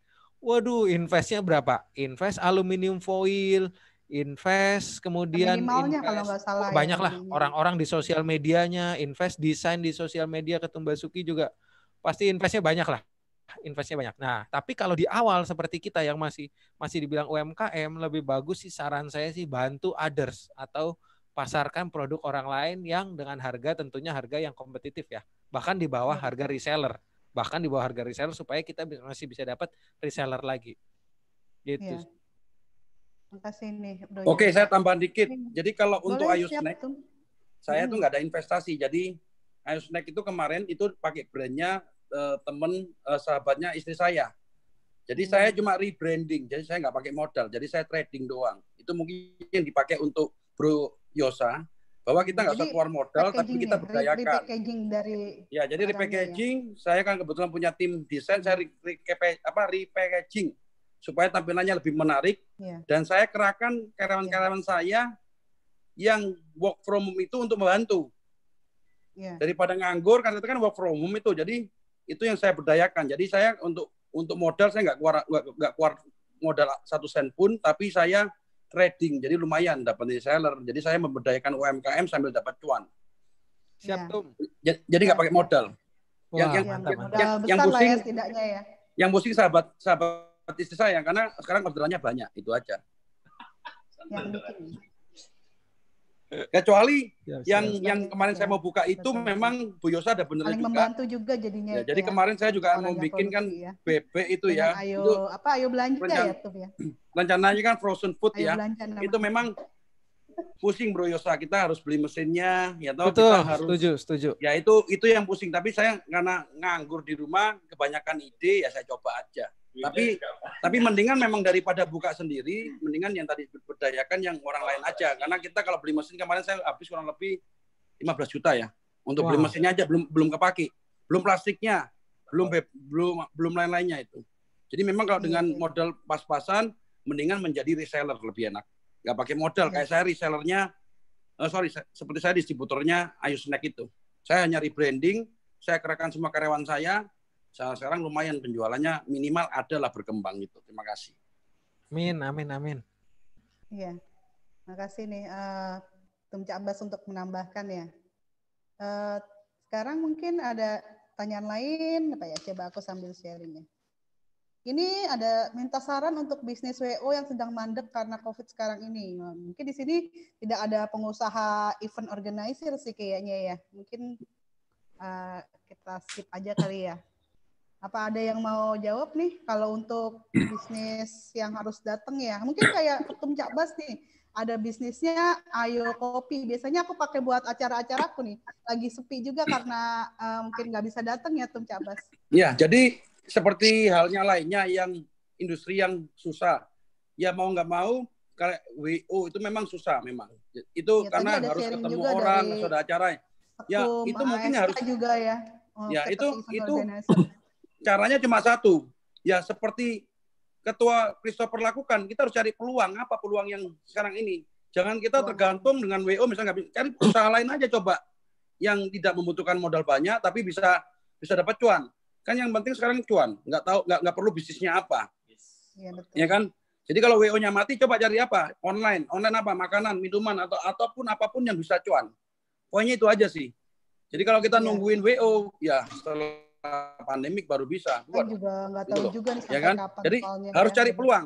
Ya kan kalau Ketua Kris ini sangat peluangnya luar biasa, Pak Kris. Ketua ini perlu ditiru, Pak Ketua Kris. Iya nih, aku juga belajar banget dari Ketua Kris, selalu cepat manuvernya kayaknya untuk bisnis-bisnis barunya ini Kak Kris ya. Termasuk saya juga belajar bahwa ya, kalau IT-nya tetap jalan ya sekarang Ayu Snack, nanti ada Ayu Food, ada jamu, ya apa kita coba cari yang penting cuan aja, itu aja. Poinnya cuma cuan. Betul. Itu aja. Ini Ketua Kris memang rajin banget sih orangnya kelihatannya ya. Cepat gitu untuk menemukan peluang. Aku juga ya terkesan sama Ketua Kris ya. Soalnya waktu dulu pernah tuh kita mungkin stand bareng di pameran ya Ketua Kris. Dan selalu beliau ini selalu datang ke stand pameran, entah mau lihat SPG ini mungkin yang cantik atau gimana Ketua Kris. Dan aku memang salah satu kunci bisnis suksesnya itu emang rajin gitu ya. Ketua Kris gimana? Itu salah satu sifatnya Ketua memang Kris. Karena ya, jadi kalau saya sih gini ya, jadi bukan quote ya, mungkin ya seperti pedoman lah ya. Karena bagi saya pikir gini, kadang saya di masa pandemi ini jujur saya jauh lebih sibuk, kalau lebih stres pasti ya. Cuman jauh lebih sibuk sampai nggak ada waktu, tapi pemasukannya jauh lebih sedikit dibanding sebelum pandemi pasti ya. Jadi saya sendiri heran juga nih, saya makin sibuk dari pagi sampai subuh, tapi pemasukannya jauh lebih kecil ya. Memang karena ini divisi baru ya, jadi mau nggak mau saya harus turun tangan sendiri, dan tim saya juga kan nggak bisa langsung bisa connect, bisa jalan dengan divisi yang baru ini. Namanya baru ya. Sama seperti kemarin kalau pameran atau apa, saya berpikir gini. Selama kita rajin, kita mau turun, peluang itu pasti ada sih. Contoh seperti di pameran, mungkin kalau orang lihat banyak orang yang ngapain harus datang terus tiap hari atau sendiri, gimana. Padahal udah punya pegawai gitu Ketua Kris ya. Iya, betul. Cuman kalau di pameran itu saya lihat kan hampir setiap menit ada pengunjung ya, maksudnya ada orang yang datang ke stand kita. Dan betul, dan orang kedatang stand kita itu kan dengan berbagai macam tujuan, hanya dia yang mau lihat-lihat aja atau memang dia mau beli.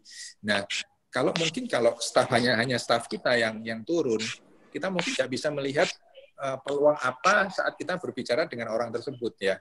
Nah, tapi pada saat kita yang berbicara dengan orang itu, misalnya, ngapain Pak? Enggak, Papa cuma lihat-lihat aja lah. Kita kan ngajak ngomong tuh, oke, bisnisnya apa Pak? Gini. Lah dari situ terkadang kita bisa dapat mungkin dia nggak beli barang kita, tapi kita bisa ada bisnis lain dengan orang itu ya. Mungkin dia bisa beli gitu ya, kita yang betul. Karena prinsip saya semakin banyak, jadi semakin banyak kita menemui orang, semakin banyak kita ngobrol sama orang, pasti prinsip saya di situ semakin banyak peluang yang bisa kita dapatkan. Itu aja sih mungkin. Ya. Iya. Makasih di sharingnya Ketua Kris nih. Harus banyak belajar nih aku nih. Oke. Ya, saya harus banyak belajar sama Ketum Basuki ini, sama Bro John yang luar biasa. Sama Ketua Felicia juga nih. Kemarin bikin facial ya Ketuanya. Iya. Mungkin aku nambahin teman-teman Ketum Cabas sudah balik. Ya John mau Bro Yosa Bro mau Yosa ini juga hebat. Iya, ini sih aku cuma mau info aja. Kebetulan juga kita kan bantu nih orang-orang yang lagi WO mandek atau apa. Saya sih cuma baru bisa kasih ide. Saya cuma bisa bantu. Pokoknya cuma kasih masukan. Gimana tuh, Bro Yosa? Saran aku teman-teman itu kalau seperti ini, coba pikirin apa sih yang bisa bergantung sama WO ini yang bukan secara offline. Misalnya teman-teman bisa melakukan konsultasi pernikahan online, misalnya harganya cuma 50.000, atau konsultasi bagaimana sih cara tidak kecelek, bagaimana sih caranya mendapatkan desain wedding yang elegan dengan harga yang murah, tapi orangnya daftar 99.000. Soalnya sekedar informasi aja, wedding itu dekornya mahal banget. Mahal atau mahal banget? Mahal banget. Nah, untuk itu dengan harga 99.000 teman-teman bisa irit 30 juta loh. Lumayan loh dapat 10 atau 20 peserta minimal kan untuk survive. Nah, ini saya pengen share screen ya, izin ya. Boleh. Jadi, ada juga nih, saya juga cukup kaget nih teman-teman nih. Ada orang berpenghasilan tour and leader loh. Tour leader perjalanan dapat penghasilan dari kelilingin keliling ini tuh jalur kereta Bintaro, dia yang keliling sendiri, terus jembatan Ancol, Malklender, wow yang ikut bisa 60 orang, 70 orang. Ini nih virtual. Ini virtual ya, berarti kita bisa ikutan tur tapi kita bisa jalannya di rumah gitu. Iya, turnya di rumah. Kalau mau pakai VR. Pakai VR jadinya lebih bagus. Nah, terus juga ada loh, kereta api aja udah bikin tur loh, tur ke Lawang Sewu di Semarang. Harganya 15.000 doang per orang. Menarik. Kalau nggak salah juga Taman Mini juga udah keluarin tur Taman Mini. Jadi ya buat anak-anak kita ngeliat tur Taman Mini. Nah, oke, kembali lagi singkat aja, ini kan cuma buat ide. Nah, coba nih, apa sih yang tempat-tempat favorit, misalnya yang wedding, misalnya tadi buat temen-temen yang wedding tadi,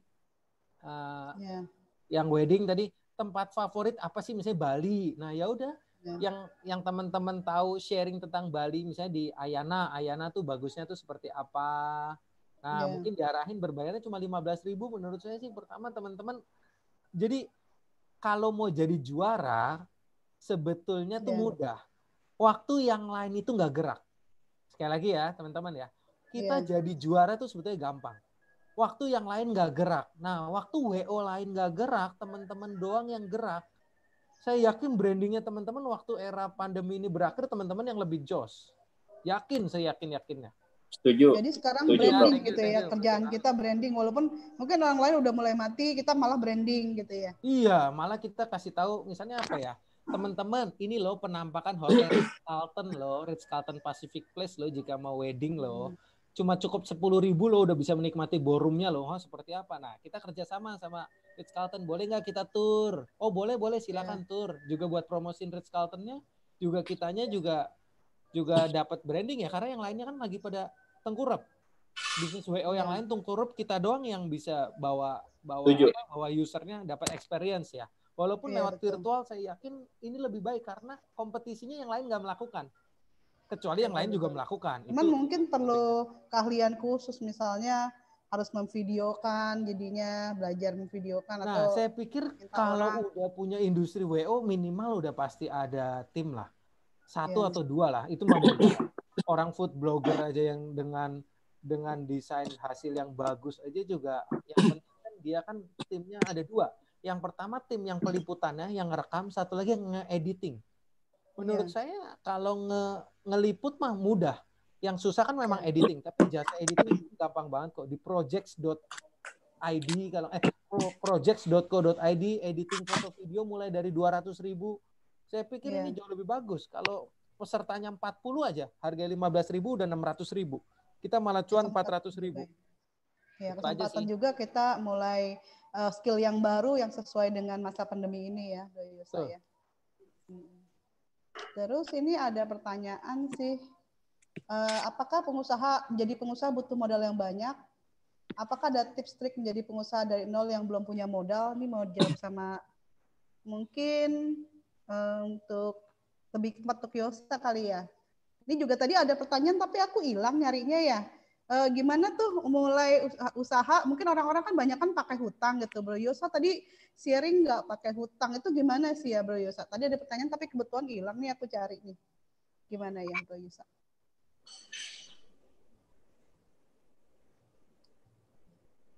Yosa hilang kayaknya. Kemana ya? Ya udah yang lain dulu aja kali ya. Ini apa lagi nih? Ketua Bu Moderator, tadi pertanyaannya apa? Saya bisa bantu jawab?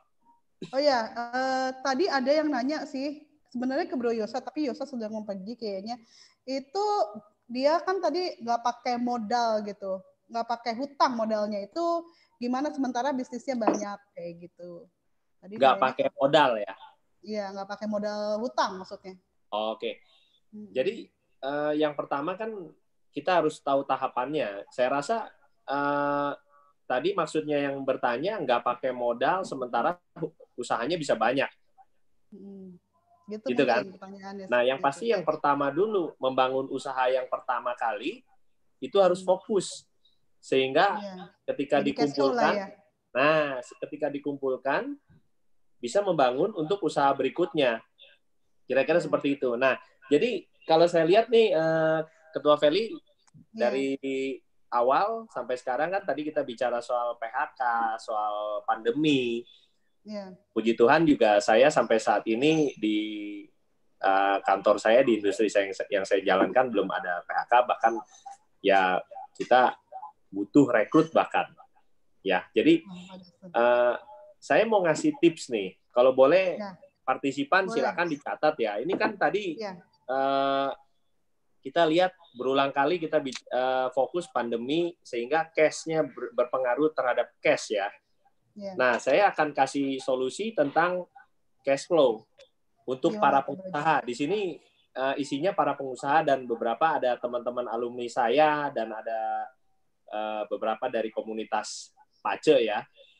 Jadi kuncinya cuma satu, kue lapis. Gimana tuh? Jadi ngomong makanan nih jam-jam sore gini enak ya ngomong lapis ya. Jadi gini ya, Bapak Ibu, yang pertama kalau kita bicara kue lapis itu kan berlapis-lapis.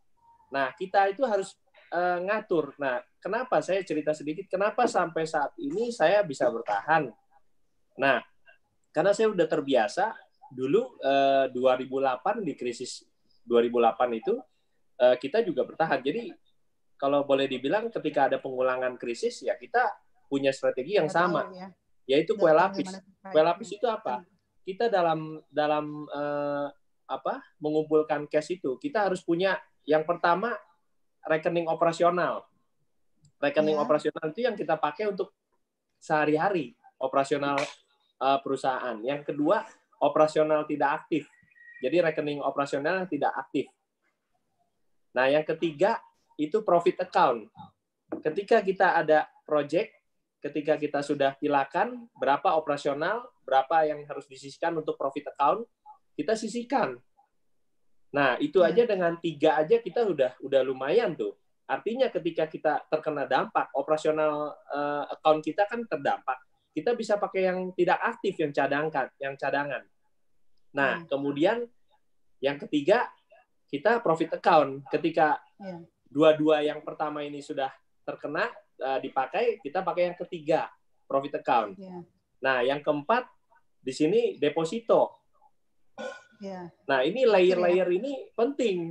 Jadi sekali lagi ya, kue lapis bukan lapis Surabaya, Ketua Feli. Kalau lapis Surabaya cuma 3 ya, coklat, kuning, ya, coklat, kuning, coklat. Nah, yang keempat deposito. Jadi ketika profit account sudah dipakai habis, itu ada di backup deposito. Nah, baru yang kelima reksadana. Berarti reksadana bisa cash semua ya? Ya, bisa apa itu tetap. Jadi nggak kurang optimal dengan nggak jadi dijadiin aset lagi, tapi berupa uang cash semua gitu? Nah, yang kelima tadi reksadana ya. Nah, yang terakhir yang keenam ini properti. Nah, ini properti ini. Berarti jual properti terakhir ya. Nah, jadi jangan kita ini tergiur kalau saya kutip kata para mentor dulu saya sering ikut seminar mungkin kata Pak Tung ya. Itu kita bersusah-susah dahulu. Ya kan? Kalau kata coach saya dari Action Coach itu kita nikmati dulu. Maksudnya kita berusaha dulu baru nanti di kemudian hari kita nikmati hasil. Nah, salahnya para pengusaha juga teman-teman HIPMI di sini, teman-teman alumni dan komunitas Pace. Jadi salahnya seringkali kita berusaha, kita punya cash sedikit, kita belikan properti. Nah, begitu ada dampak yang boleh dibilang pandemi ini awalnya membuat orang shock, terus nggak tahu mau ngapain gitu ya. Tapi akhirnya juga terbiasa. Nah, akhirnya kan sekarang begitu berkepanjangan kita mau ngapain? Kita merasa gue punya aset nih tanah sekian M misalkan, coba aja dijual. Coba aja dijual. 50% diskon juga belum tentu ketemu marketnya. Kalau kita memang daerahnya tidak strategis, tapi kalau kita strategis mungkin bisa. Nah itu ya. Jadi salahnya teman-teman silakan dicatat tadi rekening. Jadi operational account. Yang pertama, kedua operational account yang tidak aktif, ketiga profit account, keempat itu deposito, kelima reksadana, keenam itu properti. Jadi ingat ya teman-teman, jangan Anda beli properti di saat Anda baru mulai terima uang sedikit, Anda nyicil. Dan ketika ada kenaikan suku bunga atau ada dampak-dampak seperti ini, cicilan Anda tidak terbayar, akhirnya cash flow Anda terganggu, usaha Anda akan terganggu otomatis. Nah, ini penting sekali. Ya, jadi kunci ini teman-teman. Jadi intisari pembicaraan materi dari saya hari ini adalah ya kue lapis. Ya, kalau tadi kan dampak itu ada 4 kategori, yang terpuruk, tergelincir, stabil, bertumbuh. Kalau terpuruk itu kan paling sederhana kan ya, kita nego lah sama supplier kita untuk minta waktu pembayarannya, katakanlah kita mundur 1-2 bulan atau 3 bulan. Iya kan? Karena memang kita utamakan untuk operasional perusahaan, bahkan sekarang di masa sekarang THR yang kebetulan juga THR tim saya juga ya puji Tuhan masih bisa mereka rasakan, diterima gitu. Full gitu. Ya. Oke. Nah, kira-kira gitu ya. Seperti itu. Ya. Silakan teman-teman kalau ada yang mau ditanyakan bisa diketik. Ya, silakan ditambahin lagi nih pertanyaannya. Sebenarnya udah banyak juga sih ya. Oke. Mungkin mau ditambahkan juga Bro John Alan. Nah, kalau misalnya kemarin tuh banyak kan pengusaha soalnya tuh kalau udah dapat profit langsung mungkin spend konsumsi juga. Ya, tadi belum dibahas juga sih mungkin Bro John Alan. Jadi bukan diberikan profit tapi untuk konsumtif nih, mumpung untungnya banyak gitu. Jadinya pada saat seperti ini juga nggak ada lagi profitnya berkurang, jadi nggak seperti biasanya gitu lifestyle-nya. Nah, ya itu silakan Tum. Ya, Tum Cabas. Oh ya, jadi kalau saya setuju dengan Bro Alan ya. Jadi kadang pengusaha itu kalau udah sukses sedikit habis untuk konsumtif. Itu. Jadi harusnya kalau dulu saya pertama kali dulu mana ada pakai supir, saya dulu nyetir sendiri, naik ojek, naik sepeda motor, Grab. Ya kan kalau dengan meningkatnya usaha baru mulai nambah ini, ya kan boleh ini. Jadi nggak udah sukses dikit langsung beli mobil, beli itu nggak boleh. Harus benar-benar disesuaikan dengan kemampuannya. Tapi terkadang gitu kalau kita udah punya duit dikit, terus beliin properti, ternyata keadaan seperti ini nggak bisa nyicil lah, pusing juga itu. Jadi harus disesuaikan dengan kemampuan keuangan kita masing-masing. Saya setuju dengan Bro Alan. Dan Alan ya. Ya. Oke, ini ada yang bertanya, tadi ada yang nggak kecatet, itu nanti kita ada YouTube sih, sebenarnya YouTube Kobas ya, Call Me Kobas ya. Ya, boleh. Ya, memang kalau ayo klik itu ada nanti di YouTube saya, Call Me Kobas. Iya, jadi tadinya ada yang nggak sempat nyatet omongannya Bro John Alan ataupun Bro Yosa, masih bisa ngikutin nanti di Call Me Kobas ya. Iya, dan setiap minggu untuk ayo klik kita akan mengadakan kolaborasi untuk ngadain webinar ini setiap hari Kamis. Iya. Dengan tema masih macam-macam. Iya. Oke, makasih Tum Cabas. Jadi intinya kalau dari saya, ya, Ketua Felicia, bahwa dengan adanya pandemik ini kita banyak belajar juga. Satu, semua yang terkait dengan bisnis offline itu ternyata sangat rawan. Harusnya dengan adanya dulu Tokopedia, ya kan, dengan adanya Shopee dan lain itu harusnya kita bisa belajar bahwa online ini memang sangat dibutuhkan saat ini, ya kan? Jadi kalau kita hari ini mungkin masih offline, masih toko offline, wah berat sekali. Itu bisa tiap bulan nggak dapat duit. Jadi dengan cara ini harusnya teman-teman lainnya yang mau jadi pengusaha harusnya lebih berpeluang untuk menjadi pengusaha dengan cara berjualan secara online. Oke, ya. Kalau mau gampang tadi kata Bro Yosa lebih gampang. Kalau mau gampang gimana caranya jadi pengusaha? Ya udah jadi reseller aja. Cari aja barang-barang yang bagus, ya toh. Kamu bikinin aja marketplace sendiri yang seperti saya yang lagi branding, ya toh. Saya kan lagi buat marketplace untuk UMKM, itu namanya Ayo Belanja. Karena lagi proses pembuatan, maka saya branding dulu, yaitu dengan menggunakan sarana Instagram. Jadi kita bantuin mereka-mereka yang UMKM bikinin banner, bikinnya apa. Nanti akhir tahun ini portal saya jadi, itu udah nggak perlu branding lagi. Jadi yang dikatakan Ketua Christopher juga benar bahwa saatnya kita branding. Andaikan kita capek, kita brandingin aja merek kita, brandingin produk-produk kita secara online. Nanti setelah pandemik, kita tinggal menuai hasilnya. Jadi jangan menyerah ya saat ini. Mungkin utangnya nggak seperti biasanya, udah nggak jualan gitu. Jangan. Justru peluangnya banyak loh. Kalau saya lihat ini justru peluang-peluang, terutama bisnis-bisnis yang kocar-kacir seperti misalnya travel. Justru kalau komandan ini punya peluang, justru kita bisa mulai bisnis travel ini nanti kalau setelah pandemi itu mulainya sama-sama. Terus tengahnya saya juga lagi bikin juga namanya ayojalanjalan.com, itu travel. Nah, mungkin siapa tahu nanti jadi bisa langsung bersaing gitu. Ya, setuju. Dari sekarang promosinya ya Tem Cak Bas. Iya, promosi dari sekarang. Kita branding dulu, nanti pas mulai sama yang udah pengalaman senior seolah-olah udah mulai sama-sama nol. Karena tapi kita udah branding dulu. Iya, betul. Karena mereka juga nggak bisa ngapa-ngapain kan. Iya. Jadi kita sebagai pengusaha yang baru Iya. minimal tidak ketinggalan gitu, bisa mulai nanti kalau udah selesai pandemik startnya sama gitu. Iya, betul. Kita siapin dulu sekarangnya. Siap. Ini ada Itu pertanyaan menurut saya. teman-teman semua di sini, kebetulan 4 orang pembicara ini bisnisnya semuanya macam-macam. Mungkin ini ada pertanyaan gimana caranya tetap fokus dan menjalankan usaha yang lebih dari satu itu ya.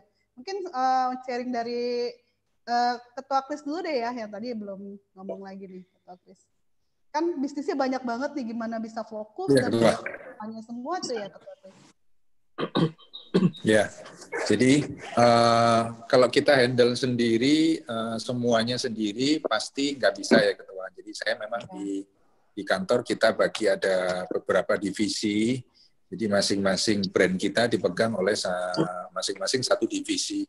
Di divisi otomotif kita ada yang handle untuk kaca film, lalu ada yang handle sendiri untuk karpet mobil, lalu untuk salon mobil juga ada, di F&B juga begitu.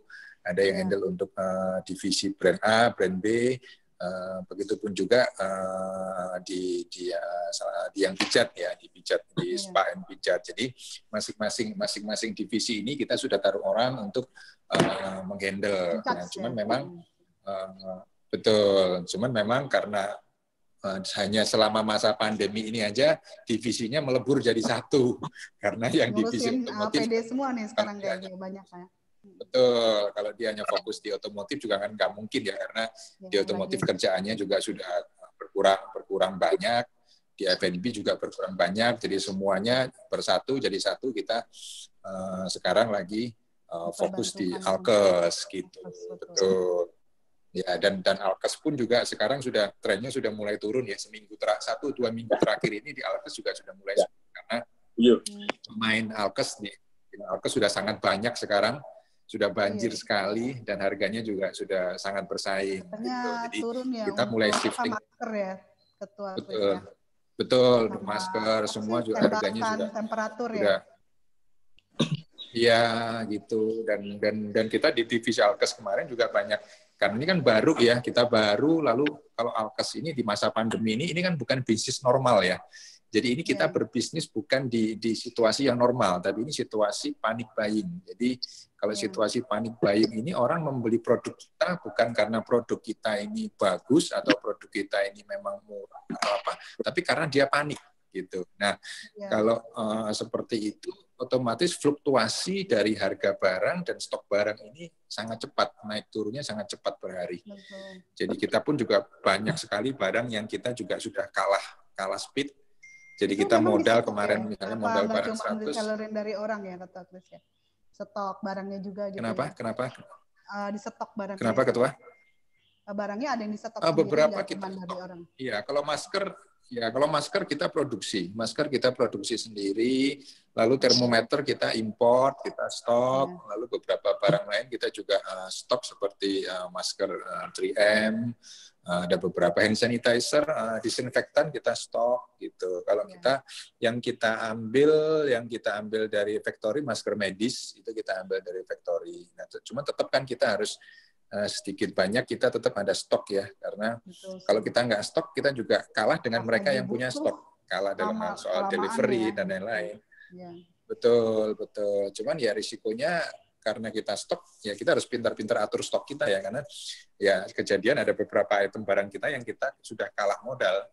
Jadi saat modal kita 100, kita nggak bisa cepat keluarin, akhirnya sekarang harganya sudah 50 barangnya. Kita mau jual modal pun juga udah nggak laku. Ya, betul. Karena itu sekarang kita 1 minggu terakhir ini kita mulai masuk ke sembako. Jadi kita mulai masuk kita ada buka divisi sembako. Ya, jadi kita masuk gula sekarang awal ini kita masuk di satu produk dulu, gula dulu, mungkin kita akan masuk minggu depan buka di juga di divisi beras. Jadi kita belum pandemi ini kita setiap divisi kita ada orangnya masing-masing sih, kita ada manajernya masing-masing yang handle, kita ada timnya masing-masing yang handle, jadi kita tinggal saya dari saya tinggal serahin aja ke mereka, kita maunya begini, per minggunya kita mau reportnya begini, per harinya begini, per bulannya begini, udah tinggal mereka kerjain, mereka kasih report ke kita. Kalau kita semuanya handle sendiri, kita nggak mungkin bisa, dan yang ada kita nggak bisa membuka bisnis-bisnis kita yang lain gitu. Jadi kita harus bisa mempercayakan divisi-divisi kita ke tim yang profesional gitu. Iya, betul. Bagus banget nih Ketua Kris. Setuju. Aduh, enggak. Masih butuh banyak belajar dari teman-teman semua nih. Ya, Jen. Setuju ya. Luar biasa Ketua Kris sudah masuk sembako nih. Kalau saya nanti akan masuk ke kesehatan nanti. Setuju juga saya juga kebetulan memang ya, tim Cabas ya. Jadi kebetulan saya juga udah bikin namanya Ayo Sehat, tapi nanti masuknya nanti ke depan akan bersaing dengan Mako Group. Banyak. Masih nunggu lah nanti, tapi setelah COVID baru saya mau main. Iya. Nanti bersaing dengan Mako Group, bisa kolaborasi dan restrukturisasi. Jadi kalau saya juga sama moderator. Jadi kalau untuk komponen-komponen semuanya, kalau yang masih bisnisnya kecil itu bisa dikerjakan sendiri, ya toh? Jelas nggak ya? Jelas nggak? Mungkin dengan Ketua Kris lini bisnisnya kan banyak banget. Jelas ya? Jelas tuh. Jelas. Oh, jadi tapi kalau nanti memang udah fokus bisnis utamanya udah besar, baru kita mengembangin. Kebetulan kalau di tempat saya udah ada CTO-nya, udah ada CEO-nya, udah ada CFO-nya. Jadi kalau CFO-nya istri saya sendiri, CTO-nya itu teman saya yang Joni, dan CEO-nya kakak ipar saya. Dari masing-masing itu mereka punya GM-nya. Jadi kalau GM Markom itu under kakak ipar saya. Jadi saya cuma ngontrol CTO, CFO, dan jadi mungkin GM aja. Biasa saya satu grup itu ada namanya, kita namain Avenger. Itu isinya gimana nih untuk memilih GM utama.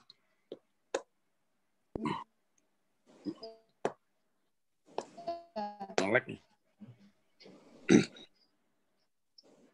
Ya. Ya, jadi seperti itu. Jadi kita pasrahkan ke timnya untuk bekerja dan kita tinggal mantau.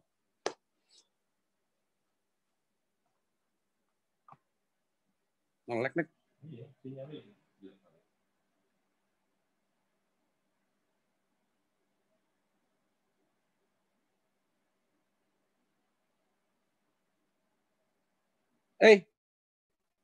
Aldi. Aku ambil lagi. Bu Felicia ya. Ibu sepertinya ada kendala dengan internetnya ya, Bu ya?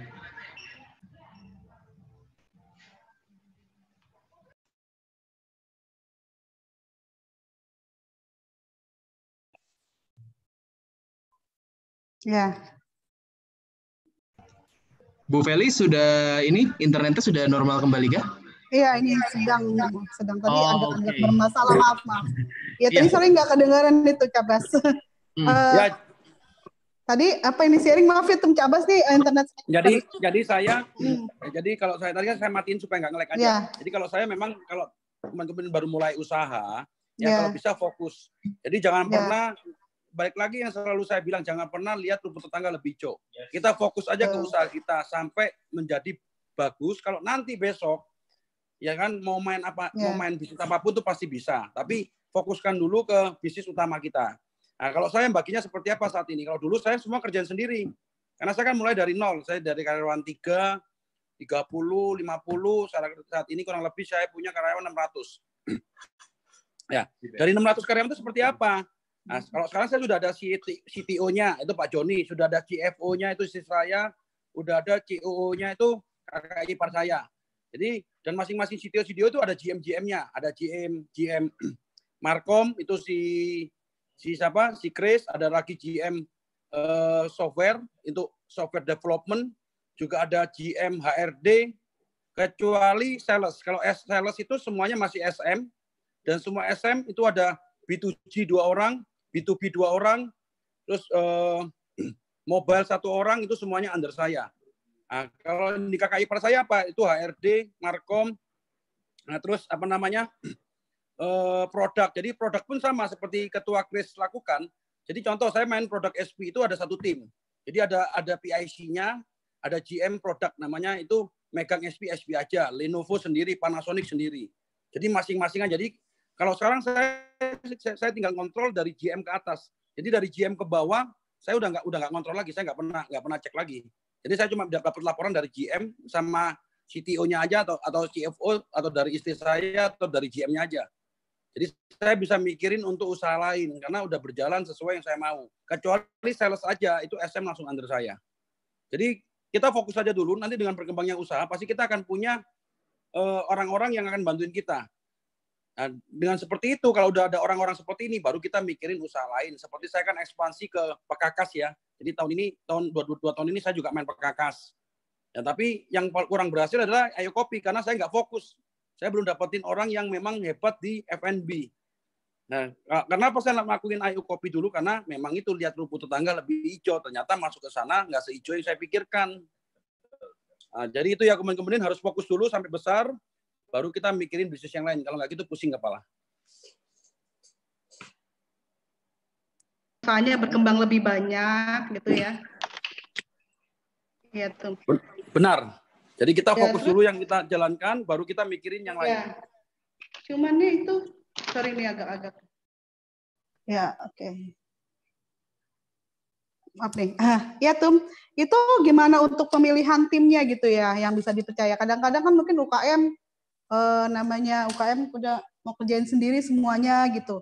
Ini Ketum kayaknya punya metode biasanya untuk memilih orang kayaknya tepat gitu Tum. Gimana tuh caranya Tum?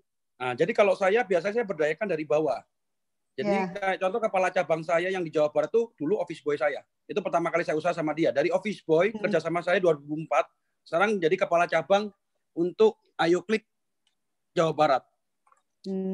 Biasanya saya berdayakan dulu dari bawah, tapi kalau dari bawah itu nggak mampu, baru saya rekrut orang yang memang hebat di bidangnya.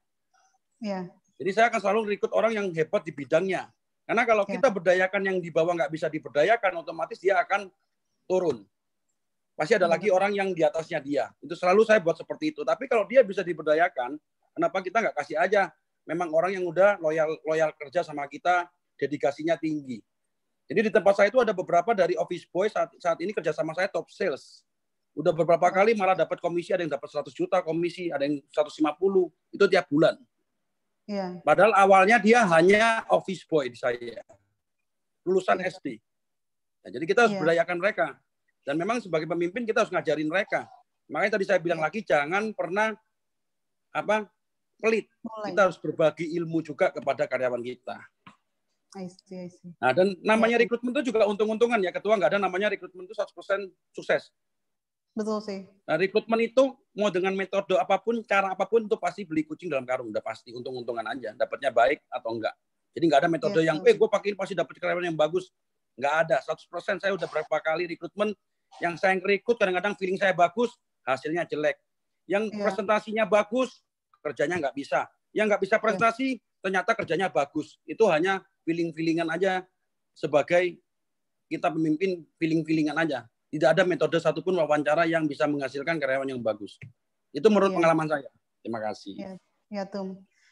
Terus juga mungkin Tum, aku penasaran juga nih, Ketum Cakbas kayaknya banyaknya yang loyal nih untuk pegawai timnya gitu, Ketum Cakbas. Apa nih untuk sharing tipsnya gitu, Tum? Jadi saya ini terus terang aja memang orang yang kasar, jadi suka marahin karyawan juga. Tapi rata-rata saya di atas 3 tahun itu kita punya karyawan hampir 150 orang ada kali.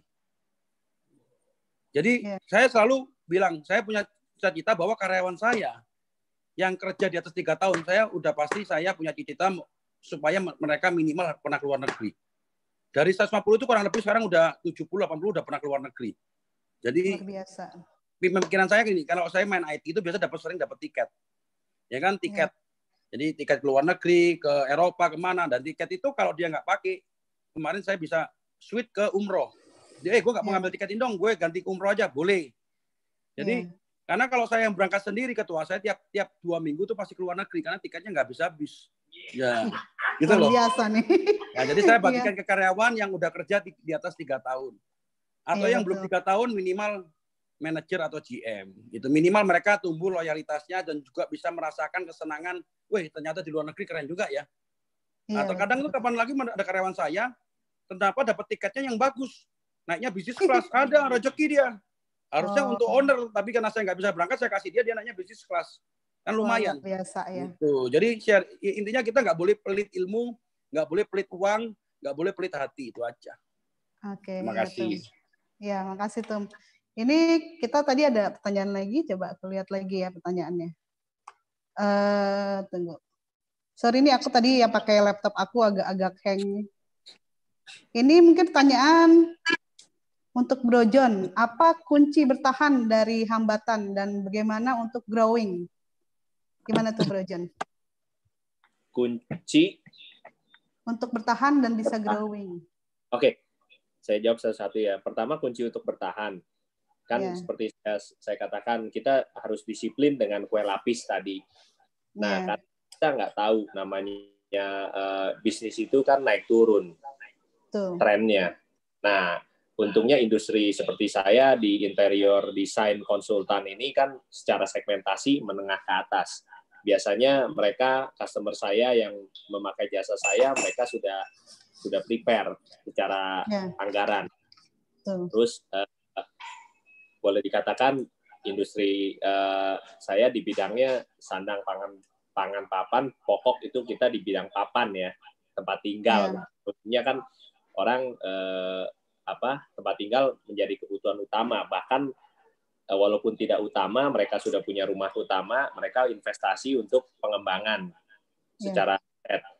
Nah, jadi kalau saya lihat kuncinya ya tadi kita untuk bertahan kita udah persiapkan rekening-rekening yang untuk operasional, mana untuk investasi, sehingga kalau yang pertama katakan operational account jebol, ada operational account kedua jebol, ada profit account. Jadi bertahap itu kue lapis. Jadi jawabannya Sis Felicia. Terus tadi dan kedua untuk dan terus bertumbuh. Iya. Sorry diulang. Ya, bertumbuh ya. Dan bertumbuh. Jadi begini, kita harus selalu tes dan ukur pencapaian kita. Nah, saya orangnya orientasinya people. Saya orang-orang sales sih, karena saya sendiri bantu di divisi sales di perusahaan saya. Nah, jadi kita harus selalu tes dan ukur pencapaian kita. Contoh dari tiap minggu leads kita berapa nih, prospek-prospek yang di industri kita berapa sih yang call kita, terus kemudian berapa sih dari situ konversinya yang menjadi klien, dari leads dari prospek menjadi klien.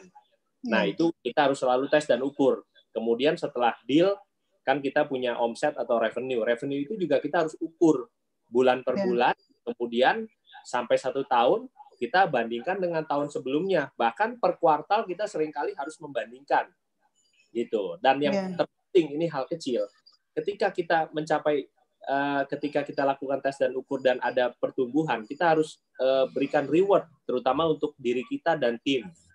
Kira-kira seperti itu. Entah kita celebration hanya sekedar beli cake kecil atau kita makan, entertain, itu hal tapi memacu kinerja tim. Nah, balik ke yang tadi saya mundur sedikit pertanyaan tadi yang sebelumnya kepada Cabas ya, bagaimana merekrut tim ya? Iya betul. Gimana tuh Bro John tips-tipsnya? Kalau tadi Cabas versinya mungkin lebih ke experience ya, pengalaman Ketum Cabas. Tapi kalau dari saya secara akademis, kita bisa rekrut dengan beberapa tes. Yang pertama tes akademis. Ya kan, melalui soal-soal, analisa, analogi. Yang kedua, tes psikotes. Yang ketiga itu kita bisa tes profile. Kan manusia itu dibagi 4. Ada di profile tes itu DISC. D itu orang yang orientasi ke tugas. I itu influence, artinya orang yang orientasi ke people. Biasa itu orang-orang sales. Nah, tinggal S dan C. Biasa S itu supportive, C compliant. Jadi biasanya orang-orang seperti ini yang di back office. Nah, jadi dari situ mohon izin Cabas saya coba meluruskan. Jadi ketika kita monggo tes ini, kita tidak pakai feeling. Jadi kita kurang lebihnya kita pakai indikator DISC ini, kemudian kita ketemu nih, kita cari accounting. Ya kita cari yang profilnya mereka itu S dan C. Dan kalau kita cari sales, kita nyari orang yang I, influence. Jadi dia orientasi people, doyan ngomong, luwes, lemes kira-kira. Nah, kemudian kalau setelah profile test, kemudian ada lagi sebenarnya doodle test, itu tes gambar. Kalau kita mau urutkan benar-benar secara mungkin HR ya, benar dan baik dan benar, itu ada doodle test, tes gambar itu untuk mengetahui karakter si orang tersebut. Dan terakhir ada tes grafo test. Itu tes tulis tangan yang kita bisa baca karakter orang itu. Contoh, kalau kita nyari orang-orang finance, kita harus cari yang jujur.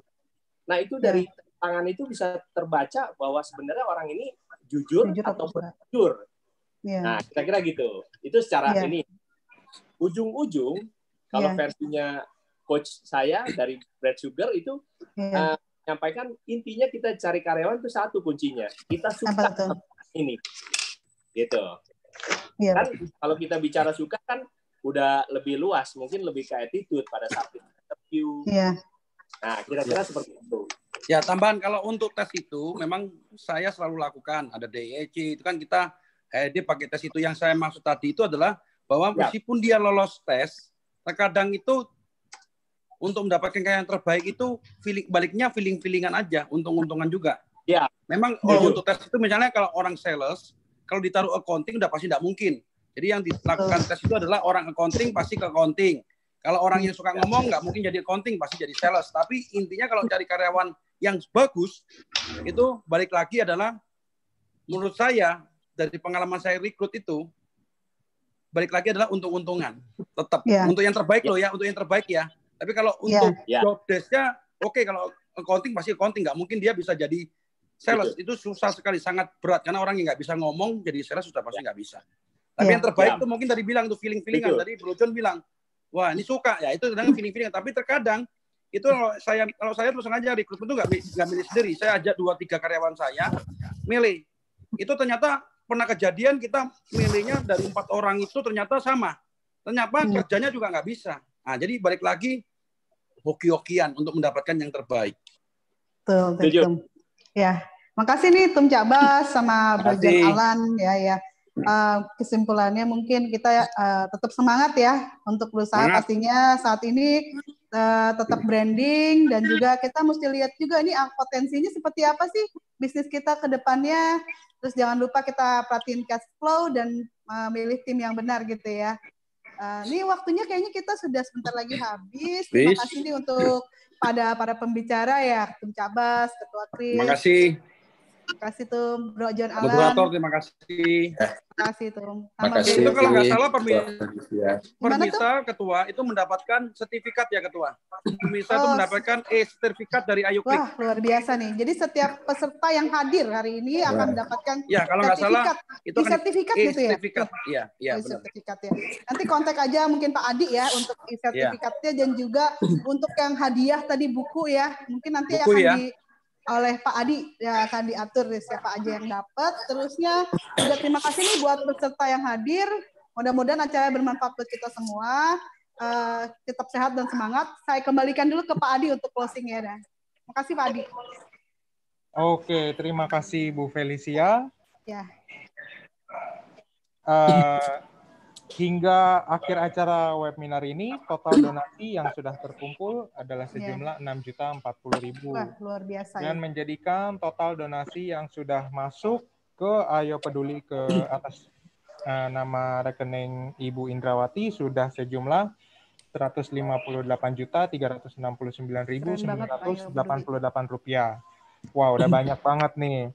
Kami mewakili tim Ayo Peduli mengucapkan terima kasih sebanyak-banyaknya atas bantuan yang sudah disalurkan.